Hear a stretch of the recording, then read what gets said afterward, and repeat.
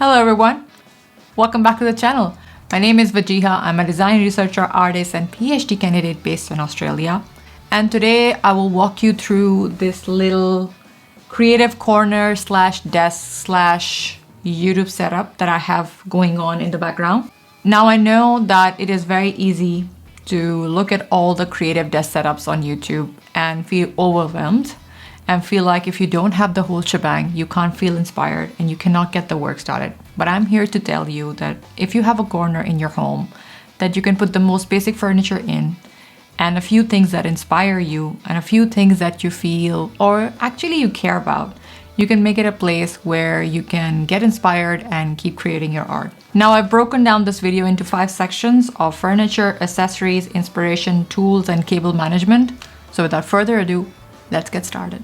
Let's talk about the space slash desk itself. Now I live in a rental apartment, so this space and the desk ledge came fixed in the apartment itself. Other than that, there is no storage space around it. So like as you can see, there are no cabinets or anything. This is literally blank walls. That's my mic, but nothing else. So my first order of business was to make this space as cozy as possible and then start layering it up with stuff that would help me work better, help with storage and help with organization. So these are all added layers on top, and also have a good chair to work on.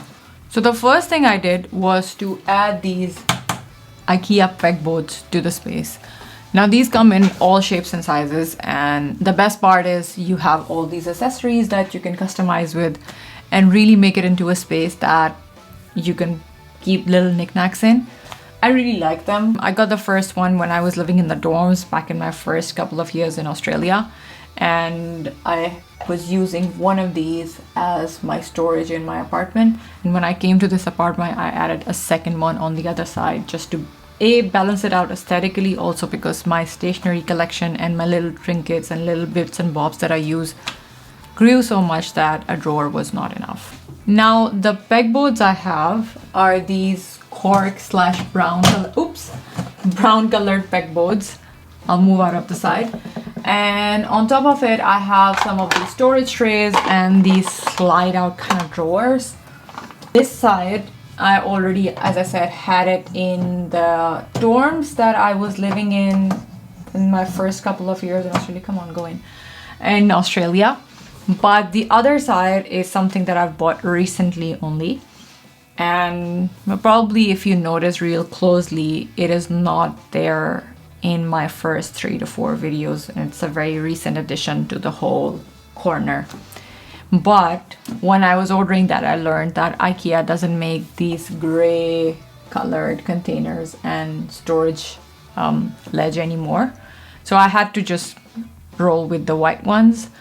And initially I wanted to paint them both in the gray color, but I've been so lazy that I just mix and match them. So if you look at the other side, which is this one right here, this is all white. So I've mixed and matched them to look mingled in. And any trinkets, anything, my sewing stuff, my pins, all the paper clips, etc., stuff that I can lose or stuff that I can use later. For example, stuff like these wire kind of twisties, I keep them in these boxes just because they're very easy for cable management, which I'll come to later. This one is for my highlighter. There are a couple there for every size of paper clip and pins. And then I put my markers and color pencils and stuff like that in the others. And the trays are literally for small things like mailbox keys, and I have hand sanitizer here. What else? I have scotch tape here. This little thing, this thing is for clipping backgrounds if I need to clip something on. And yeah, little loose wires and stuff that I can lose in the drawers and stuff that I need handy most of the time. I keep them here and everything else goes in the drawer.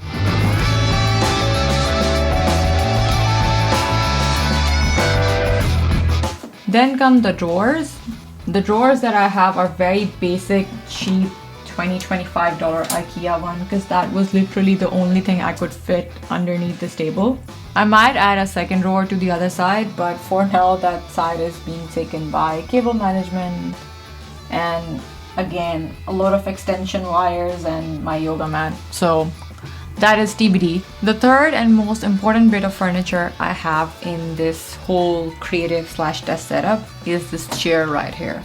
This is the Herman Miller style chair. I first got exposed to Herman Miller chairs back when I was a student in Doha. I had one in my dorm room, and to be honest, it was the best experience ever. Now, I'm not that bougie enough to afford a $3,000 chair, but this was something I could afford back when I came here.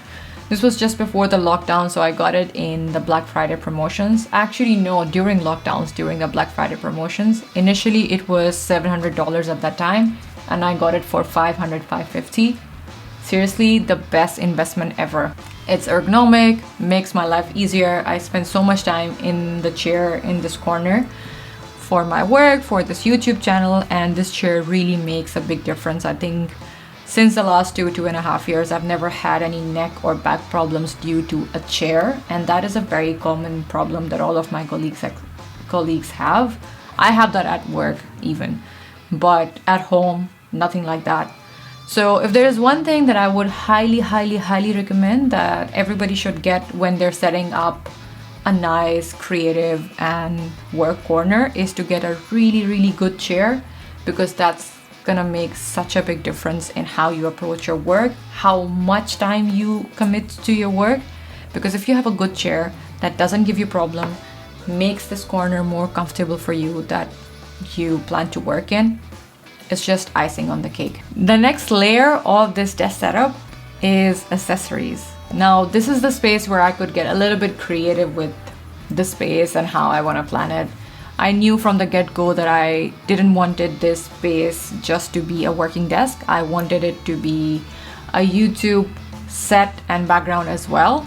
So the first order of business was to add reinforcement to this place, which could dampen the sound a little bit since there is like a brick wall and walls on the either sides of it. There is a window here, so I just wanted the sound to bounce off a little bit.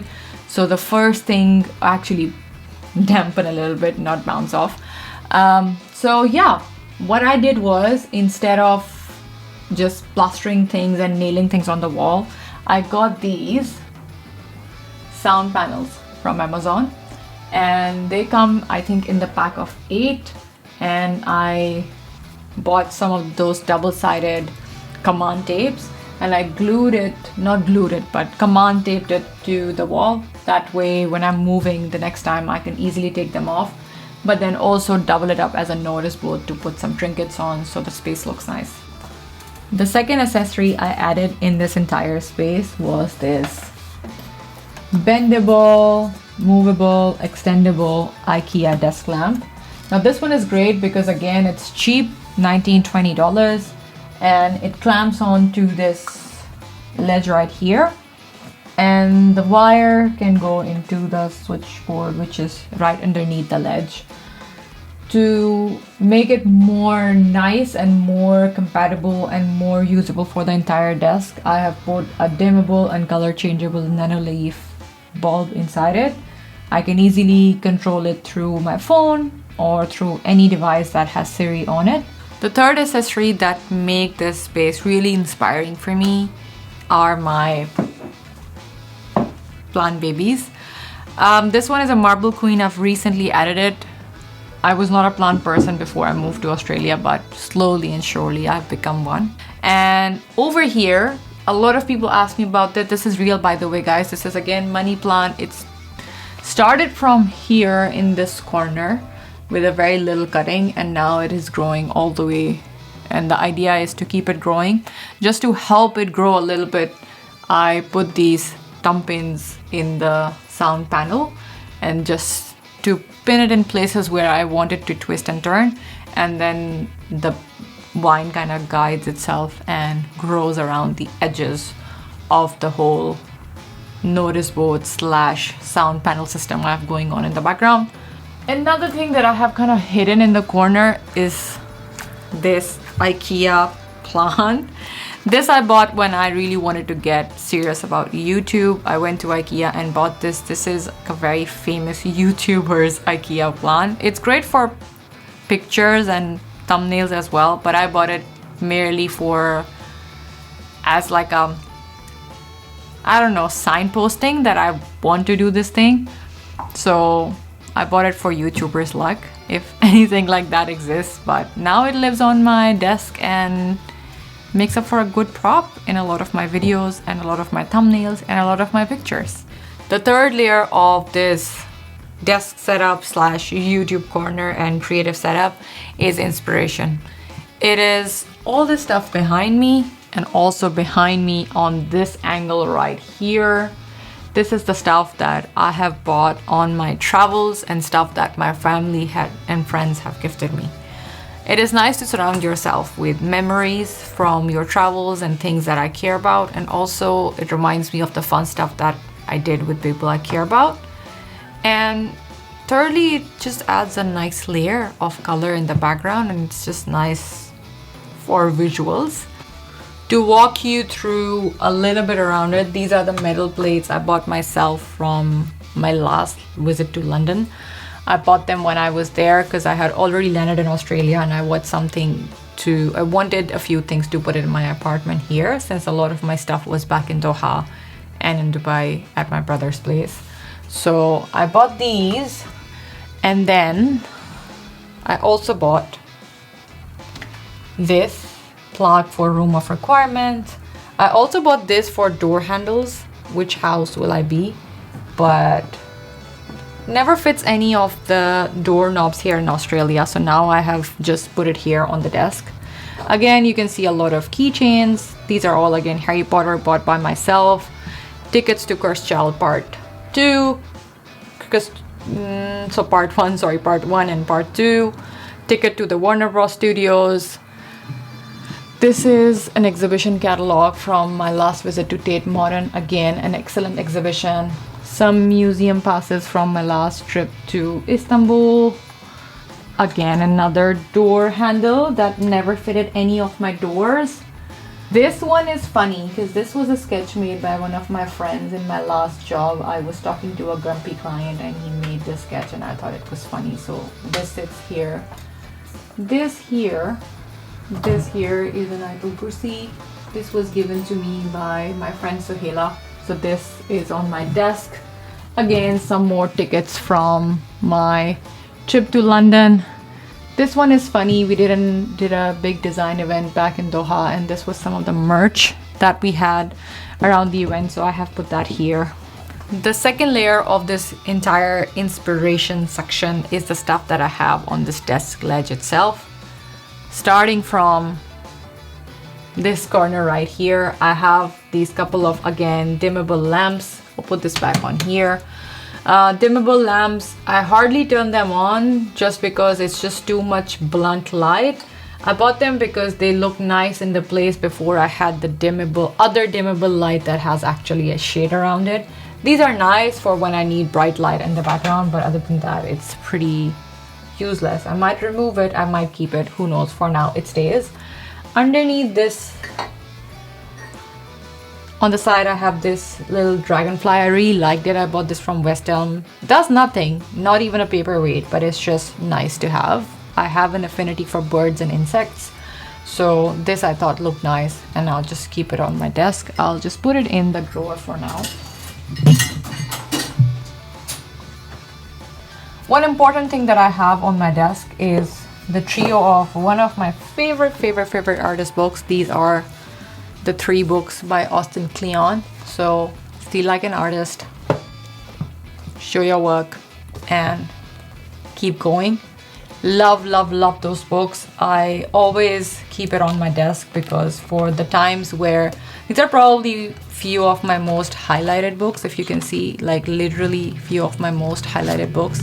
They are nice because they're short and they come with pictures.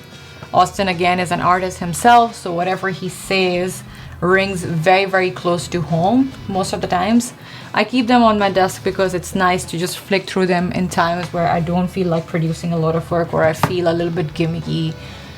repackaging stuff that I find on the internet, and this book is a great reminder that nothing ever is original and everything in the world has been repackaged. So why not give it your own touch, steal like an artist, make it your own, and keep producing work.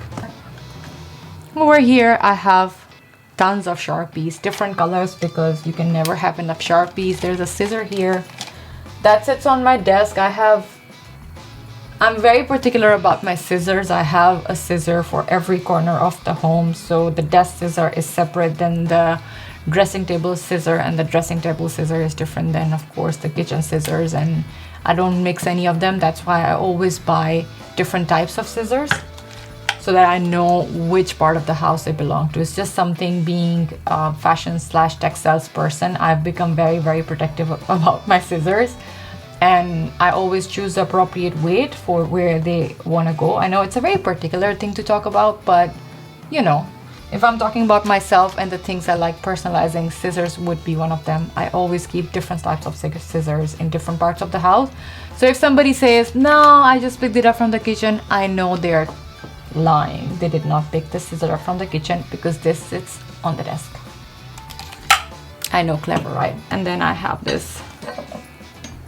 I don't know if you can see this, but this, I'll put it on a black book so you can see. This is from The Cursed Child. This is one of the paperweights, and it's so detailed. I know camera doesn't do justice to it, but it's so detailed. I picked it up again from my screening when I went for the screening of The Cursed Child. So nice. And I also picked up, I know, a lot of paperweights, but I also picked up this. This is a Hogwarts castle that I picked up again from the screening of The Cursed Child. Really nice and detailed. Love it. There is no other paperweight that I would have on my desk other than these two. But very recently, one of my colleagues gifted me, knowing my affinity for creatures and sea animals and birds, she gifted me these. This is a glow-in-dark octopus. I really love it. Thanks, Danny. And this now lives on my desk as well. I know a lot of paperweights. Moving ahead, then I have this little, where is it? Little monster book of monsters. Again, it's nice. It actually works. So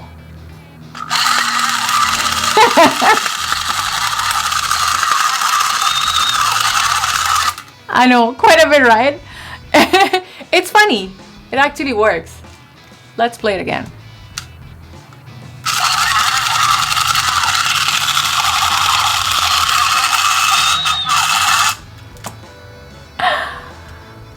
Yeah, that's my desk. Right on this side, we move on to, wait, let me switch onto the other side and I'll be back. We're back on this side. So I don't have much going on this side, but I do have a really nice visual 2023 calendar that my friend Zunera sent me all the way from Switzerland on this side. This is a cool one because it has a very nice visualizations, and you can tear them off, and you know, the idea is that you tear them off and put them wherever you want. But I'm saving it and I've put masking tape behind it. I just fold them over for the end of the year. So I'll review which ones are my favorites at the end of the year, and maybe I'll make a montage and put it somewhere in house. But meanwhile, it sits here on the desk in this corner. So that's it for inspiration, and then we move on to the fourth category, which is all the tools on this desk. Again, quite a bit going on. These are all different sort of black markers. This is a pigment marker. This is a permanent marker. Then I have a box cutter sitting right over here.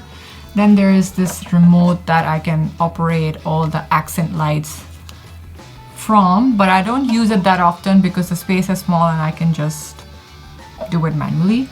So this all sits here, and here in the front, here, I have this box container. I have a steel ruler here for all the mark making and stuff that I do. And then this entire container is filled with different kind of black markers. So I have Sharpies, I have pigment liner, I have micron pens, I have some uni liners here, for sketchnoting and all the, I don't know, illustrative stuff. Then the third thing is all of these, my favorite again.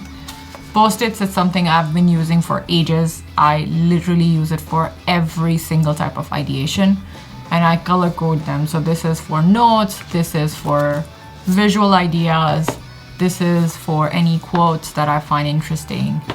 These are for any notes that I want to take for podcasts and stuff as I'm on the move. And then I don't have any external monitors or any high-tech gadgets on this table. As you can see, it's mostly all colors and trinkets and papers and markers. And that helps me kind of make this place as hybrid as I can. So for example, if I want to sew, I can just remove everything and put the sewing machine here. If I just want to work, I'll take out my MacBook and put it here and work on my writing and work on my creative stuff.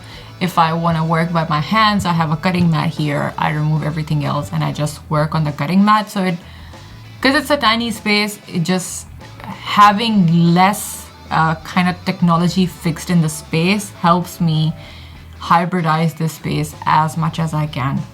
Then the other thing I have, which is really cool by the way, is if I bring my MacBook here, if I'm working from it, there is this little thing that I got from Typo. This is actually a camera blocker. So if I'm working and if I don't want to show my face, or if I want to block the camera and it looks rude during the conference, I just put it like that on the camera. Like that. It just does the job. So nifty, right? So that sits on the desk in a corner, and whenever I need it, I just pop it out and I pop it on to the camera, and then I'm invisible and I can do my job. I know I'm revealing my secrets here, but that's fine, nobody's watching. Then I have this, which is kind of the accent of this entire desk space, because I saw this cutting mat on Amazon and I immediately knew I had to have it. It's a very good quality one as well, and it adds such a nice pop of color to this entire space. You usually see all these desk spaces, there are nice desk mats, felt mats, leather mats. None of that works for the kind of space I wanted to create, because I'm a creative at the end of the day. I use box cutters every now and then. I need a cutting mat that is nice, and most of the cutting mats that you see in the market are green or black. Black ones are nice, but they're not very good quality most of the times. So the fifth and final section of this entire desk and creative setup is cable management. I try to minimize the cable clutter as much as I can, which is why I have put power boards in all corners of my home, and especially here, because this space not only powers the desk itself, it also powers the lights that go into the YouTube videos, because there is no switchboard or adapter space on the other side of the wall. So everything goes through here. The lights here, the lights in the front, and the lights on this side as well. And all the chargers and all the lights that are on top of the desk also go into this socket right here. So the desk itself came with this power board here tucked behind the drawers here. So what I did was I put a power board and again use the command Scotch double side hook thing to secure this in place. Now this gives me another 4 sockets. I can of course expand it to another power board. There are a bunch of USBs in it. So what I've done is that all the lamps on the desk go right in here, and then here I have another connection that is secured with the cable hooks in place. There's my yoga mat, and then there is this tower power board here, which powers all the YouTube lights. So there's another 1 wire, and then I have another power board connected to this one. This one is funny because it has like a night light as well. And then this wire powers up all the lights that are for YouTube. Another thing that I do with the cable management is that I have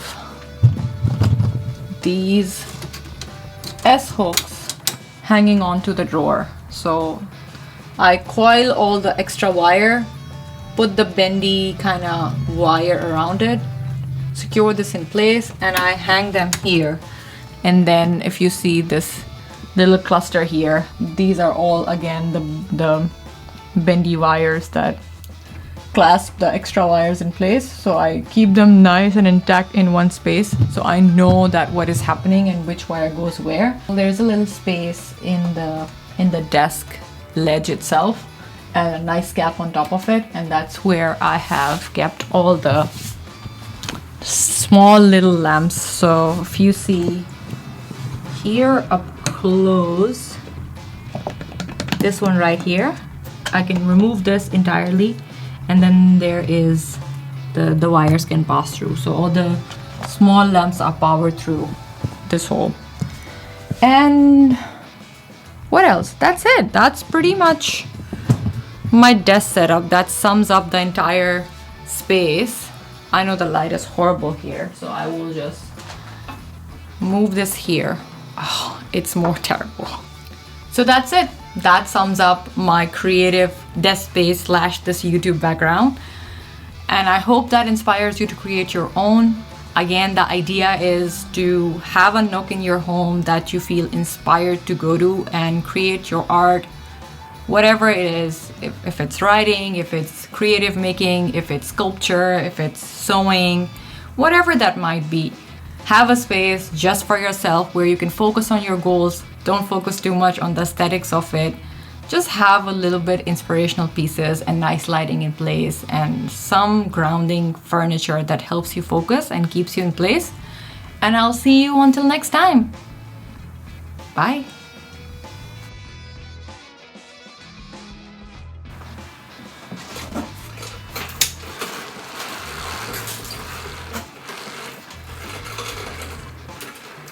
It is raining. Why I was like, why is it so noisy outside? But it is raining, so that means I won't be able to record anymore. The second accessory I added in this entire desk setup was this bendable, tiltable, extendable. The lamp, I've put a nano leaf bulb.